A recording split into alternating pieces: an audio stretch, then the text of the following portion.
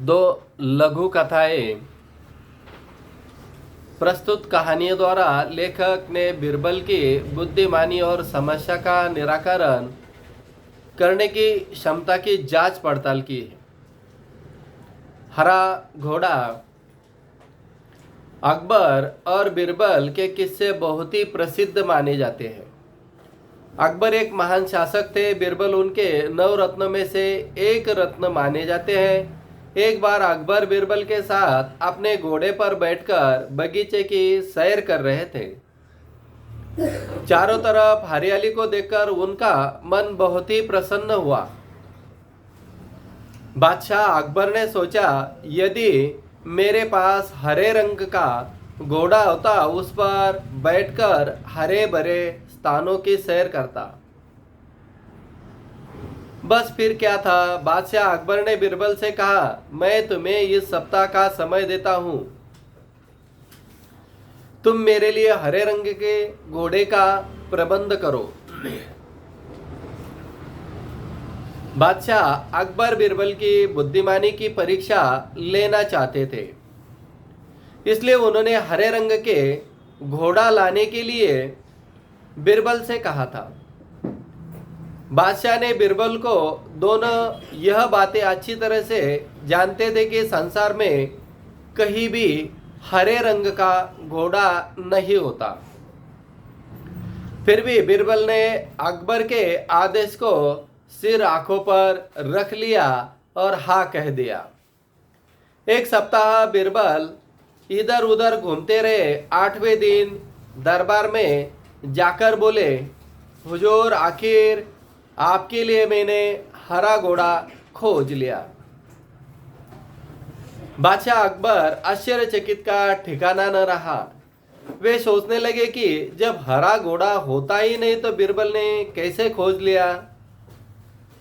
उन्हें विश्वास नहीं हुआ। फिर उत्सुकता से कहा, बीरबल, हरा घोड़ा कहाँ है? मैं उसे तुरंत देखना चाहता हूं। बीरबल ने उत्तर दिया, हुजूर, घोड़ा मिल गया है, पर घोड़े के मालिक के 2 शर्तें इसलिए है। घोड़े को आप अभी नहीं देख सकते, आपको इंतजार करना पड़ेगा। कैसी शर्तें? बादशाह ने पूछा। बीरबल ने जवाब दिया, पहली शर्त यह है कि बादशाह को घोड़ा लेने वह स्वयं ही जाना पड़ेगा। दूसरी शर्त यह है, हुजूर, जब घोड़े का रंग दूसरे घोड़ों से अलग है तो घोड़े को देखने के लिए दिन भी अलग होना चाहिए।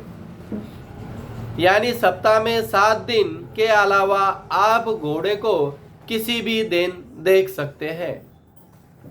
जब बादशाह ने बीरबल की दूसरी शर्त सुनी तो बीरबल का मुंह देखने लगे। उन्होंने मन ही मन में सोचा, 7 दिनों से अलग कौन सा दिन होगा। तब बीरबल बोले, हुजूर, यदि आपको हरा घोड़ा चाहिए तो दोनों शर्तें माननी पड़ेंगी। बादशाह अकबर निरुत्तर हो गए। वे मन में प्रसन्न थे कि बीरबल ने अपनी चतुराई से उन्हें फिर मात कर दी। दूसरी कहानी में सेठ का चित्र। बहुत पहले की बात है। एक सेठ था, वह बहुत ही कंजूस था। एक दमड़ी का भी खर्च करते समय उसके प्राण निकल जाते थे। वह काम कराने के बाद लोगों को पैसे देने में परेशान करता था। एक बार उसने चित्रकार से अपना चित्र बनवाया। जब चित्रकार ने पैसे मांगे तो सेठ ने कहा, चित्र ठीक नहीं है, दोबारा बनाकर लाओ। चित्रकार ने कई बार चित्र बनाया, लेकिन यह कंजूस सेठ हर बार कह देता, चित्र ठीक नहीं है। क्रोधित होकर चित्रकार ने सेठ से सभी चित्रों के पैसे का तगादा कर लिया।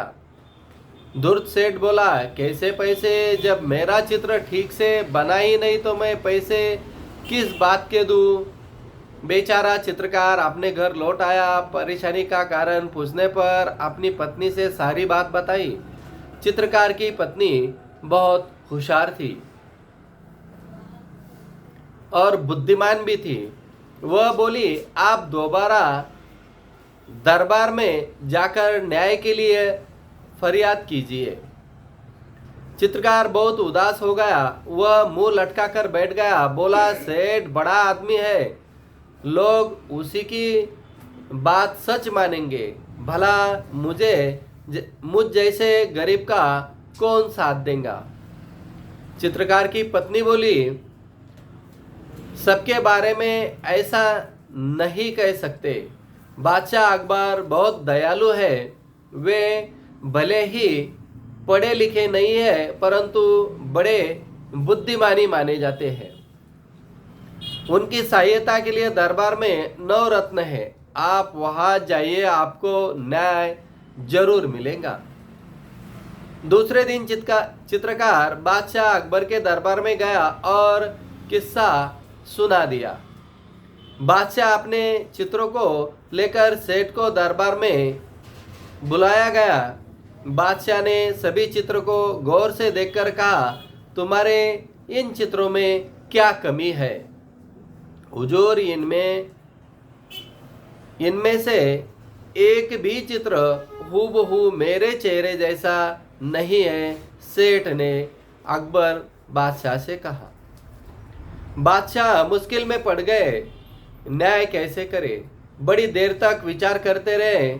जब उन्हें कुछ समझ में नहीं आया तो बीरबल से न्याय कराने को कहा गया। बीरबल ने सारी बातें ध्यान से सुनी और तुरंत ही समझ में आ गया कि सेठ का चेहरा बदलने में निपुण है। चित्रकार को पैसे न देने पड़े इसलिए वह नाटक कर रहा है। उसको सही रास्ते पर लाना जरूरी माना जाता है। कला और कलाकार का सम्मान करने के लिए कला संस्कृति की रक्षा एवं संवर्धन करना ही चाहिए। कला में निपुण कलाकारों की इज्जत जहाँ होती है वह देश विश्व विख्यात माना जाता है। इसलिए बीरबल ने चित्रकार को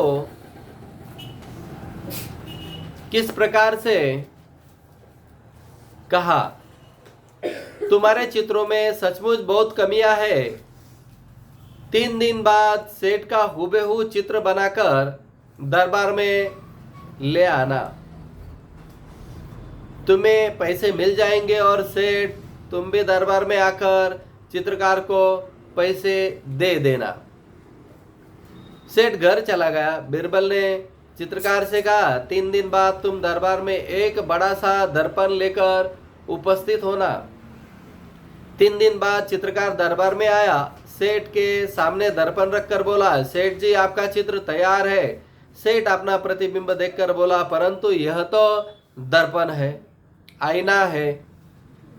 नहीं, यह तो असली चित्र है। बीरबल ने पूछा, सेठ जी यह तो तुम्हारा ही रूप है या नहीं? सेठ जी बोला, जी हाँ। सेठ अपनी चालाकी पकड़े जाने पर बहुत लज्जित हुआ। उसने चित्रकार को उनका मेहनतना दे दिया। चित्रकार सभी को धन्यवाद देकर चला गया। बीरबल के न्याय से बादशाह अकबर बहुत खुश हुए। बादशाह अकबर के प्रत्येक समस्या का समाधान बीरबल अपनी बुद्धिमानी और चतुराई से फटाफट कर देते थे। यहाँ भी बीरबल ने दूध का दूध और पानी का पानी करके चित्रकार को न्याय दिलाया और सेठ से पैसे भी लिए।